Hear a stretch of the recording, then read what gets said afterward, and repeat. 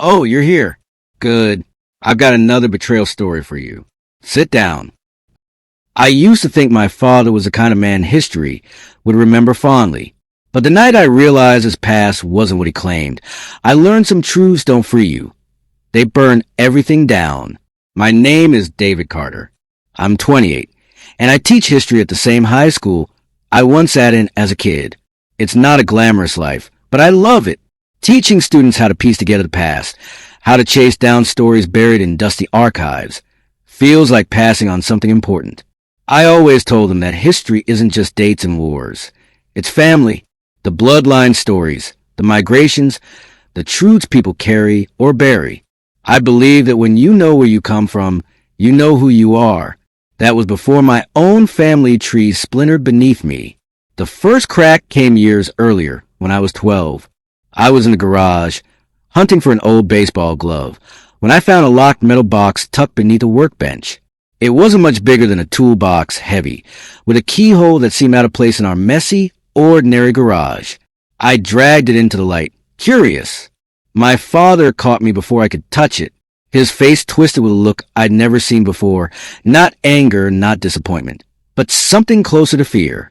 "Don't ever touch that again," he barked, yanking it out of my hands and shoving it back under the bench. I froze, wide-eyed. My father wasn't a man who raised his voice often. He usually carried himself with calm authority, the kind that made people trust him instantly. But that day, his voice cracked like a whip. I never asked again, never tried to open it. Still, the image of that box stuck with me through the years, a ghost rattling in the corner of my memory. Fast forward to the present. Last fall, I was running a genealogy project with my students. It was one of my favorite assignments, teaching them how to trace roots, pull birth records, and gather stories from family members. To show them how it worked, I decided to use my own family as a demonstration. That's when the cracks came back, sharper and deeper. I started simple, pulling up my father's birth records. The problem was, they didn't match. His birth certificate listed a place I'd never heard him mention, a year different from the one I'd celebrated in every birthday toast. And when I compare it with other documents, his driver's license, old tax forms, even the details on his company registration, the dates and locations refused to line up. At first, I thought it was a clerical error. Records get messy, I told myself. But the deeper I looked, the less sense it made. Whole chapters of his life had blank spots, like someone had taken scissors to our family album and snipped out the truth. That night, I sat across from him at the dinner table, papers spread out like evidence. "Dad," I said carefully, "why do these records say you were born in Chicago when you've always said Cleveland? And why does one list you as 39 when another says 40? The air seemed to freeze. My mother looked up from her plate, fork trembling in her hand. My sister, Sarah, blinked confused, but my father's eyes went hard. "Where did you get those?" His voice was low, dangerous. "They're public records," I said. I was showing my students how to build a family tree. You thought wrong." He slammed his fist against the table, making the plates rattle. My mother flinched. Sarah gasped. I'd never seen him like that. His calm stripped away, replaced by something raw and furious. "Drop it, David," he snarled. "Leave the past buried where it belongs." I sat there in silence, my heart pounding. For a moment, I almost backed down. I could have nodded, shoved the papers aside, pretended none of it mattered. That's what he wanted. That's what my mother's pleading eyes begged me to do. But I couldn't, because underneath his anger, I saw it again. That flicker of fear I remember from the garage 16 years earlier. He wasn't angry that I found inconsistencies. He was terrified, and that was all the confirmation I needed. I didn't push him further that night. I gathered the papers, tucked them back into my folder, and left the table without another word. He thought silence meant surrender. He thought I'd learned my lesson. But the truth was, I just learned something else. My father was hiding more than bad paperwork. That lockbox in the garage hadn't been a fluke. The anger, the contradictions, the missing pieces, they weren't accidents. They were threads leading somewhere dark. I lay awake for hours that night, staring at the ceiling, replaying his voice. Leave the past buried. But history is all I know. Buried things don't stay buried forever. Instead of scaring me off, his outburst lit a fire I couldn't put out.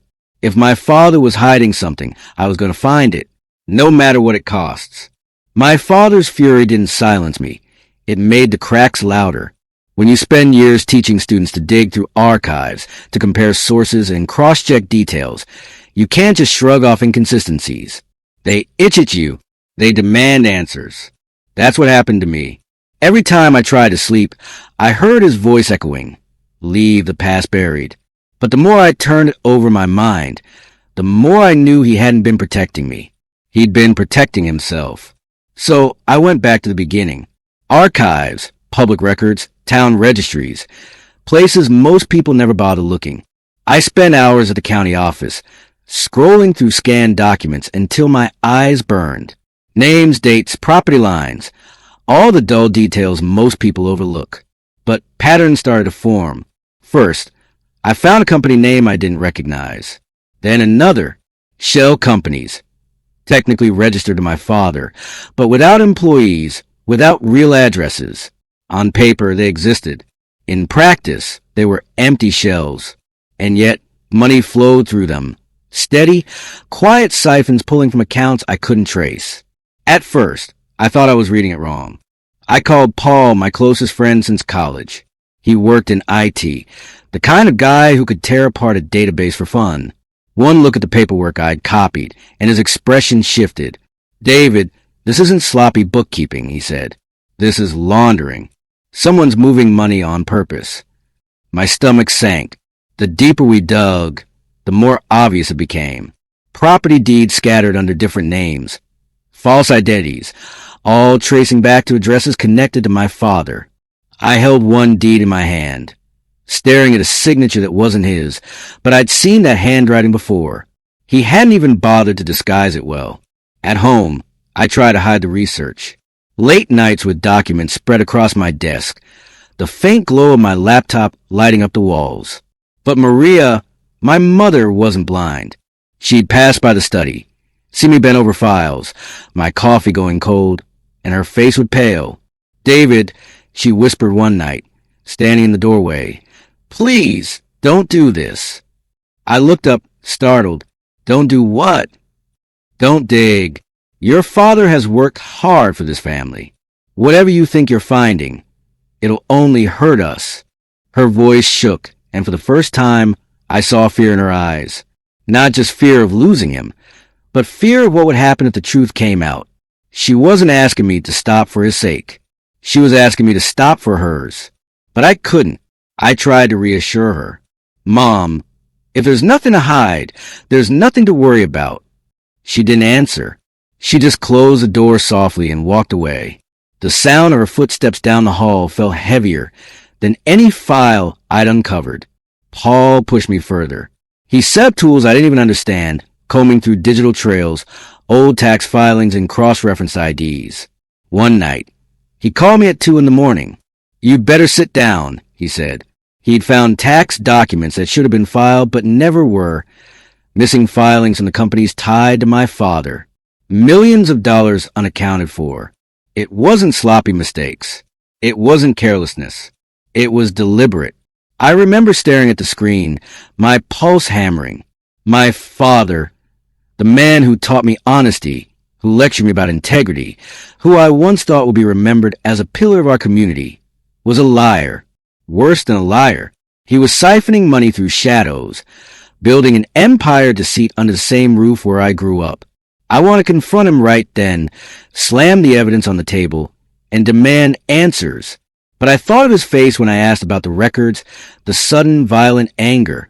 I thought of my mother's pale expression, her whispered plea to stop. If I brought this out too soon, he'd bury it deeper, destroy the trail before I could prove it. So I stayed quiet. To him, at least. To my mother and sister, I acted like everything was fine. To Paul, I confessed the truth I could no longer deny. My father's building his life on lies. Paul didn't sugarcoat it. Then you need to decide how far you're willing to go to uncover them. I didn't answer. Not then. Because the truth was, I didn't know. All I knew was this: the box in the garage, the documents in my hands, the lies I kept unearthing. They weren't accidents. They were pieces of something much bigger, something dangerous. And once you start pulling on threads like that, you can't put them back. If the money trail was damning, the personal trail was devastating. I'd gotten used to staring at numbers on a screen, shell companies, deeds, tax filings, but nothing prepared me for what I found when I drifted into the archives of the county courthouse. I was there on a quiet afternoon, combing through old property ledgers, when a different record popped up under my father's name.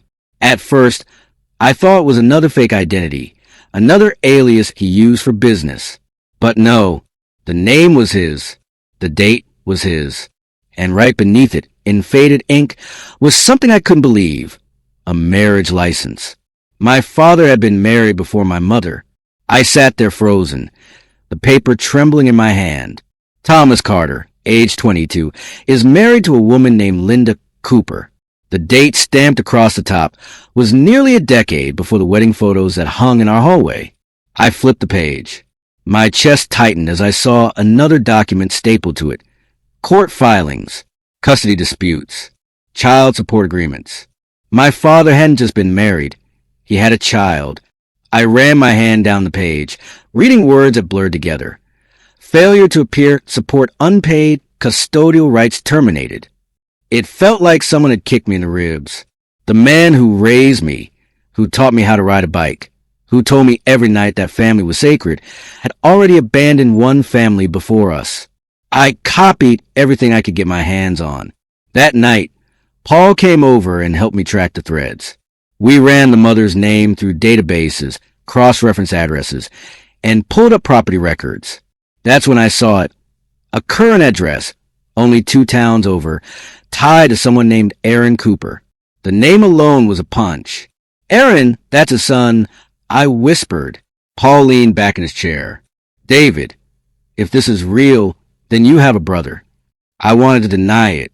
I wanted to believe it was a coincidence, a mistake, a glitch in the records. But the more we looked, the clearer it became. Aaron wasn't just real. He was living a stone's throw away from me. I couldn't sleep. The next day, I drove out, 2 towns over, down a side street where houses leaned a little too close together and the paint peeled from old porches. I found him, Aaron Cooper, mid-30s, broad-shouldered, with the same sharp eyes I saw every time I looked in the mirror. For a moment, I sat in the car, gripping the wheel, my throat dry. Then I forced myself out and knocked on the door. He opened it, suspicion written all over his face. "Can I help you?" "My name's David Carter," I said, my voice catching. I think I'm your brother." Silence. Then he laughed, sharp and bitter. "Of course you are. Took you long enough to figure it out." He didn't slam the door. He didn't call me crazy. He let me in. The inside of his house was modest, cluttered, but lived in. Family photos lined the mantel, none of which featured the man we share by blood. He poured himself a drink and didn't offer me one. "You want to know what it's like?" Aaron asked, his tone flat. "To grow up with a father who pretends you don't exist?" I swallowed hard. I didn't know. He never told me. Of course he didn't. Aaron set his glass down hard enough to make it clink. "He left when I was 4. Never paid support. My mom worked 2 jobs while he played family man with yours.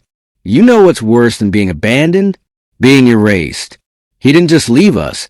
He rewrote himself like we were a mistake." Every word felt like a blade carving deeper into me. I wanted to defend myself, to tell him I hadn't known, that I'd grown up believing my father was a good man. But the look on Aaron's face stopped me. He wasn't blaming me. He was laying bare the truth. "I used to watch him from afar," Aaron continued, his voice quieter now. "When I was a teenager, I'd see him at the grocery store, smiling with your mom, with you." He looked right through me like I was nobody. You ever wonder what that does to a kid? I couldn't answer. Aaron leaned back, his eyes hard. "So now you know. Congratulations. You get to decide what to do with it. Me? I stopped caring a long time ago. He's your problem now." I left his house in a daze. The drive home felt endless, the road blurring under my headlights. Every word Aaron said replayed in my head. My father hadn't just stolen money. He'd stolen a childhood, a life, a son. He'd rewritten his past like a bad draft, pretending the first version never existed. When I pulled into our driveway, the house looked the same as it always had. Porch light glowing, curtains drawn, a picture of stability. But I knew better now. The foundation had already been cracked long before I was born.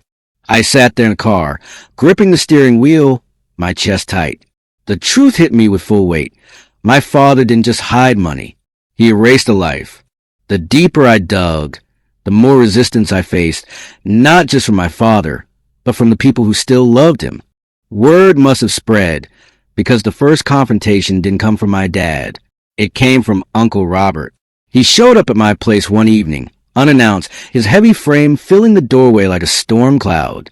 I'd always known Robert as a fun uncle, the one with the jokes and the extra candy at holidays. But there was no trace of that man when he stepped inside. He closed the door behind him and looked me dead in the eye. "You need to stop, David." I stayed silent, letting him say what he came to say. "You think you're doing some noble crusade? You're not. You're tearing this family apart, digging where you don't belong." His jaw tightened. "Your father has his reasons for what he's done. Leave it buried." The word sent a chill through me. "You know, don't you?" Robert's silence was all the confirmation I needed. His eyes shifted away, and when he finally spoke, it was a whisper. "I knew about Linda, about the boy, but that was a lifetime ago. It doesn't matter anymore." I felt my stomach twist. It matters to him, Robert. Aaron grew up without a father, while mine played happy family with us. That's not ancient history. That's a wound still bleeding. Robert's expression hardened. "Don't act like you're some savior. You'll destroy your mother with this. You'll destroy Sarah. Think about the people who stayed, not the ones who left." I wanted to shout at him, tell him he was just as guilty for keeping the secret. But instead I said quietly, "The truth doesn't disappear because you ignore it. It just rots in the dark." He shook his head, muttering under his breath, and left without another word. The slam of the door echoed through the house like a warning shot. The next blow came from Sarah, my little sister, the one who used to trail behind me at family barbecues, the one I promised to always protect. She cornered me in the kitchen a few nights later, her face red, eyes blazing. "What are you doing to Dad?" she snapped. I blinked. "What am I doing?" "Sarah, I'm uncovering what he's done. You don't understand." "No!" She cut me off, slamming her hand on the counter. "I understand perfectly. You're inventing lies. You've always been jealous of him. Now you're trying to smear him, ruin everything he's built." The word stung more than I wanted to admit. "Jealous? You think I want to find this? You think I wanted to meet the brother he abandoned?" Her face twisted in confusion and anger. "There is no brother. You're sick, David. You're obsessed with tearing him down." For a moment, I saw it. How easy it would be for her to cling to denial, to believe the man who tucked her in at night couldn't be the same man who walked away from another child. I didn't argue further. I just said, "One day, Sarah, the truth is going to hit you whether you want it to or not. And when it does, don't say I didn't warn you." She stormed out, slamming the door hard enough to rattle the dishes in the cabinets. But the hardest confrontation wasn't from Robert or Sarah. It was from my mother. It happened late at night. I was in the study again, documents spread across the desk, when I heard the soft creak of the door. Maria stood there, pale, her hands trembling as she held the frame. "David," she whispered, "please stop this." Her voice cracked, and my heart sank. She stepped in, her eyes glistening. I can't pretend I didn't know. Not everything, but enough. Your father, there were things I never asked about. The times he disappeared. Stories that didn't add up. I thought if I stayed quiet, if I just kept the peace, it would keep our family together. Her tears slipped down her cheeks. "But you're digging like this. It's going to destroy everything we have left." I stood, torn in two. "Mom, don't you see? He already destroyed it. Years ago. I'm just pulling back the curtain. She shook her head, covering her face. I was afraid of this. Afraid the truth would come out and nothing would survive it. Afraid of losing him, afraid of losing you. Hearing that broke something inside me. My mother had lived with the weight of suspicion for years, choosing silence over confrontation, love over truth. I stepped closer, placing a hand on her shoulder. I can't stop, Mom. I wish I could, but it's too late. Too many lives have been hurt because we've all kept quiet. I won't do it anymore. She didn't answer. She just wept quietly, her shoulders shaking beneath my hand. And in that moment, I realized I wasn't just fighting my father. I was fighting the whole web of silence that held our family together. And I was ready to break it. By then, it wasn't just me chasing shadows. Others had been circling my father for years. The night after my mother's breakdown, I sat in the study, surrounded by papers. My desk looked less like a teacher's and more like a crime scene board. Names, dates, bank records spread out in neat, obsessive stacks. I stared at the numbers, my pen tapping against the wood. I had enough evidence to know my father was guilty. But was it enough to do something about it? That question gnawed at me until Maria's whisper replayed in my head. He used Sarah's tuition fund as collateral. I'd brushed it off in the moment, too focused on comforting her. But the more I thought about it, the clearer it became. My father hadn't just lied or cheated or abandoned a family decades ago. He was actively bleeding us dry. Sarah's education, Lily's future savings, my mother's security. Aaron's words echoed, too. If you don't stop him, he'll do to you what he did to me. And then Paul, blunt as always. David, if the feds trace us back and see you knew you're complicit. That was it, my breaking point. This wasn't curiosity anymore. This was survival. I wasn't turning on my father out of spite. I was trying to protect what little was left of the family he hadn't already destroyed. I called Paul first. Help me put this together. Everything. Clean, organized, airtight. He came over the next night, carrying his laptop and a stack of external drives. We worked side by side, cross-referencing records, pulling digital footprints, and highlighting the most damning connections. Shell companies are tied directly to Thomas's social security number. Deeds signed in false names, but deposited into accounts that led back to him. Tax filings are conspicuously missing year after year. Hours bled into dawn. My eyes burned, my hands cramped, but when we finally leaned back, we had it. A data trail. Not fragments. Not suspicions. Proof. That's when I made the call. Mark Holden was an investigator I'd heard about through whispers in town. A quiet presence at council meetings. A name that popped up in news articles about financial crimes. I dialed his office number, half expecting to hang up before he answered. But when his voice came through, steady professional, I forced myself to speak. My name's David Carter, I said. I think you're investigating my father. There was a pause, the kind that feels heavier than silence. Then, come in tomorrow morning. Bring what you have. I almost dropped the phone. The next day, I walked into a sterile government building, clutching a folder so tight my knuckles turned white. Mark was waiting in a conference room. Mid-40s, sharp suit, the kind of man who looked like he hadn't slept in weeks. Sit down, he said, gesturing to the chair across from him. I slid the folder across the table. He opened it, flipping through documents, his brow furrowing deeper with each page. After a while, he closed it, folded his hands, and looked me dead in the eye. You know what this is, right? I nodded. My throat felt like sandpaper. Money laundering. Fraud. Worse. We've been circling your father for years, Mark admitted. We knew he was dirty, but we could never tie the shell companies back to him directly. Until now. He tapped the folder. This is the missing link. I should have felt vindicated. Instead, I felt sick. My father wasn't just my father anymore. He was a target in a criminal case, and I was the one who put him there. Paul's voice in my ear kept me steady. If you stay quiet, you're part of it. Mark leaned forward. This won't be easy. Your family will take the hit. But if you want this to stop, this is the way. I nodded slowly. Do it. The days that followed were a blur of dread. I went through the motions at school, teaching lessons on revolutions and dictators while waiting for one to explode in my own home. My mother barely spoke. Sarah avoided me altogether. My father, blissfully unaware, still carried himself like the king of our castle. Then it happened. It was a Friday morning when the knock rattled the front door. I was in the kitchen, pouring coffee. My father answered, irritation already bubbling in his tone. Who the hell? The door burst open. Federal agents swarmed inside, badges flashing, voices booming commands.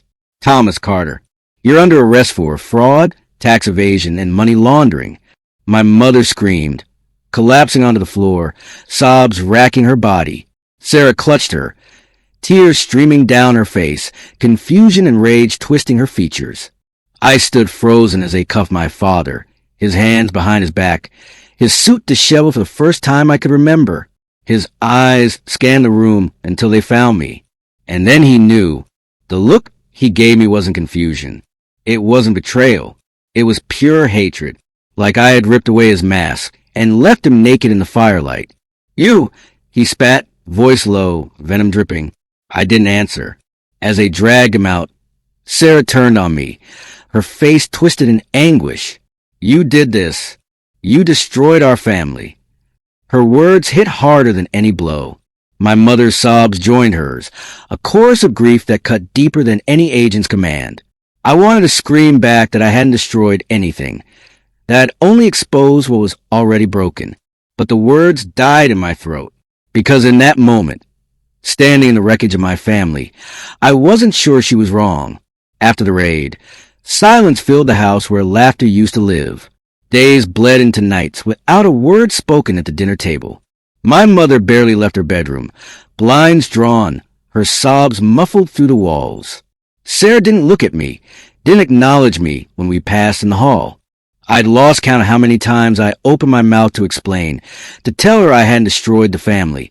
I'd only uncovered the truth, but she wouldn't have listened. Maybe she couldn't. Our house, once filled with the easy noise of family life, had become a mausoleum. Every photograph on the walls seemed to glare at me, a reminder of what I had broken open. Aaron was the only one who didn't recoil from me. He came by a few days after the raid, standing awkwardly on the porch until I let him in. He looked around, his eyes lingering on the walls, the polished furniture, the framed pictures of birthdays and vacations. This was your life? He asked softly. I nodded, shame tightening in my chest. He let out a bitter laugh. He really did erase me, didn't he? Whole new family, new house, new story. I wanted to apologize, but what words could possibly cover decades of abandonment? Instead, I said, I'm sorry you had to carry that alone. Aaron's face softened just enough for me to see the pain beneath the anger. You did the right thing, David, exposing him. But his voice cracked. It doesn't undo anything. My mom still worked herself to the bone to raise me. I still grew up fatherless while he sat here playing family man. Nothing changes that. I nodded. I knew he was right. The truth might bring justice, but it couldn't rewrite history. A week later, we were called to court for the indictment hearing. I sat in the gallery beside Paul, who had insisted on coming with me, while Maria and Sarah sat on the opposite side, cold and distant. My father entered in chains, his suit replaced by a drab prison uniform, his hair disheveled, but his eyes still carried that iron glare. When he looked at me, it wasn't as a father to a son. It was a predator to prey. His stare drilled into me, unblinking, filled with venom. In that moment, I understood I wasn't his child anymore. I was his enemy. The charges were red: fraud, tax evasion, and money laundering. Each word felt like another nail in the coffin of the man I thought I knew. My mother wept quietly. Sarah glared at me with the same hatred my father did, as if my exposing him was a true crime. I left the courtroom feeling hollow. That night, unable to sleep, I wandered into the garage. The same smell of oil and dust hit me, the same shadows that had cloaked my childhood curiosity. And there it was, the lockbox, still tucked under the workbench, untouched for 16 years. I pulled it into the light, brushing away cobwebs, running my hand across the cold metal. The same keyhole stared back at me, daring me to open it. For a long time, I considered it. My heart pounded as I imagined what might be inside. Documents, cash, maybe the very records that had haunted me all these years. Answers, perhaps. Closure. But then it struck me. I didn't need to open it. I already had. Not the box, but the man. My father's life had been the real Pandora's box, and I'd already unleashed everything inside. Lies, betrayal, the truth that poisoned everything it touched. Opening this metal container wouldn't change that. I shoved the box back on the bench and stood, dusting off my hands like I was burying it all over again. When New Year's came, fireworks popped in the distance, muffled through the night air. Families cheered, glasses clinked, neighbors hugged on porches. But not in our house. Maria stayed in her room. Sarah had gone to friends. The walls held nothing but silence. I stood on the porch alone, watching the sky light up in colors, and realized I'd entered the new year with no family beside me. The truth had cost me everything, but it also freed me, because no matter how much it hurt, no matter how shattered we were, the lies were no longer in control. And for me, that had to be enough. If you uncovered secrets about your own father that could tear your family apart, would you keep digging or let the past stay buried? And if telling the truth meant losing everyone close to you, would you still do it? Let me know in the comments. And if you want more betrayal stories like this, hit subscribe.